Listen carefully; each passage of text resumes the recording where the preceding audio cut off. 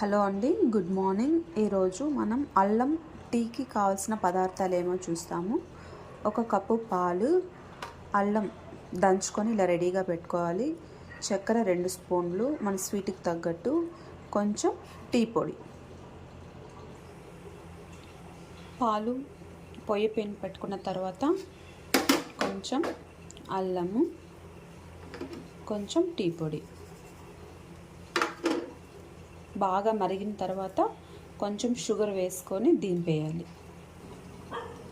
Diabetes ఉన్నవాళ్ళు sugar వాడకండి, ఇట్లా బెల్లం పౌడర్ యూస్ చేసుకుంటే మంచిది.